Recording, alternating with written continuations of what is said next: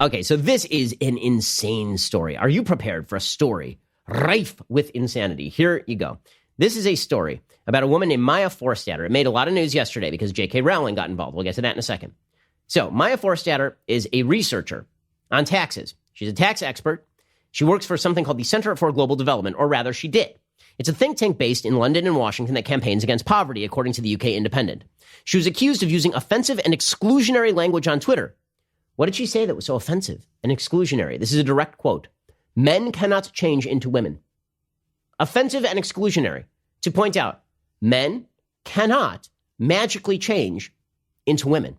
Now, I know, you and I think about this and we're like, right. Okay, so, but in Britain, this is basically illegal. Because she said men cannot change into women. She was fired. And then she sued. She said that she was protected under the 2010 Equality Act because there are protected philosophical beliefs under the 2010 Equality Act. You can't be fired for politics, for example. So what did the judge decide? Judge James Taylor, not the singer, decided that Forstater's view was, quote, incompatible with human dignity and fundamental rights of others. So men cannot magically become women is incompatible with human dignity and the fundamental rights of others. See, it seems to me that a fundamental right of another person would be to speak freely. Also, compatibility with human dignity seems to be like not firing people for saying basic biological truths. But no, according to this judge, it is incompatible with human dignity and the fundamental rights of others to say a biological fact. According to the judge, he says the tax expert was not entitled to ignore the legal rights of transgender people and, quote, the enormous pain that can be caused by misgendering a person. So you're not entitled to say a biological fact if it hurts someone's feelings in Britain.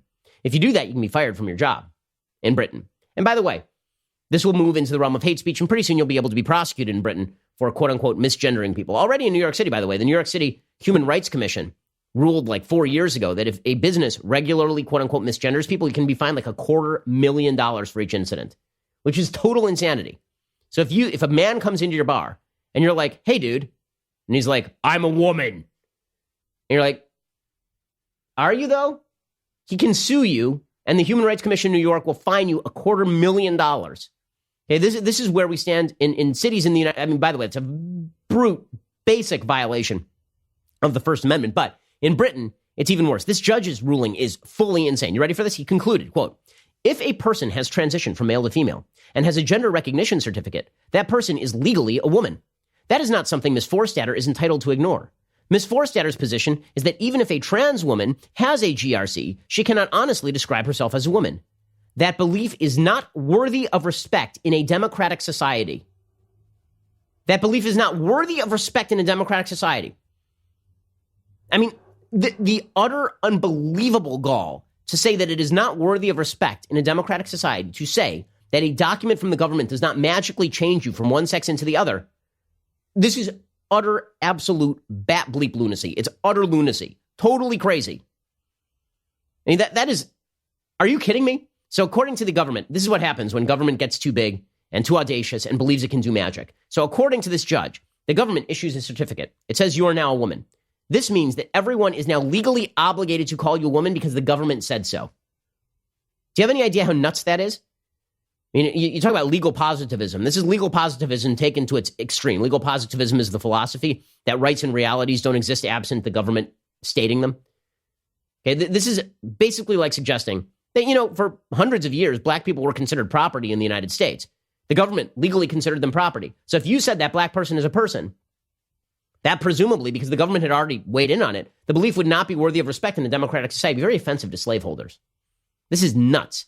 The judge says, even paying due regard to the qualified right to freedom of expression, people cannot expect to be protected if their core belief involves violating others' dignity and creating an intimidating, hostile, degrading, humiliating, or offensive environment for them. Due regard to the qualified freedom of expression? You haven't paid any regard to the qualified right to freedom of expression. It doesn't matter to you. By the way, we disagree with each other all the time. In public life, we do it all the time. And in private life, we disagree with each other all the time. Is every disagreement somehow a violation of others' dignity?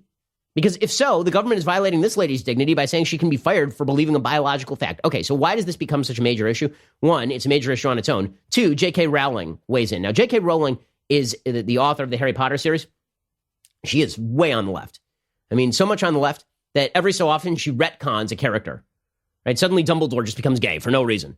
It's a children's book, but Dumbledore, he was always into the lads. That was always Dumbledore's thing. Like 10 years after the books are written. Okay, sure. Why not? Okay. Well, now she tweeted out in favor of this, right? She said, dress however you please. Call yourself whatever you like. Sleep with any consenting adults who will have you. Okay, so far, we are in pure leftist progressive territory. Live your best life in peace and security. But force women out of their jobs for stating that sex is real? Hashtag I stand with Maya. Hashtag this is not a drill. This led to the world collapsing in on J.K. Rowling. Vox.com headlined, I kid you not, J.K. Rowling's latest tweet seems like transphobic BS. Her fans are heartbroken. J.K. Rowling just ruined Harry Potter. Merry Christmas. Did I miss the part where Harry Potter was like a transgender tract? Also, if a muggle declares themselves a wizard, are they a wizard or are they still a muggle? I'm confused. This is utterly crazy. Utterly crazy. Well, it seems to me that J.K. Rowling only has one way out of this, and she has to declare Dobby a transsexual. Right? It's the only way. Dobby is now a transgender elf. Dobby used to be female, but now is male. Dobby could be non-binary. You don't know. Dobby's never self-identified. So we could just do this. Maybe Harry's a female. Have you ever thought about that? Maybe the series is so woke that Harry is actually a female. Had that ever occurred to you? It could happen. Just wait until next week when J.K. Rowling has to walk this thing back, and so she retcons a transgender character into one of her books.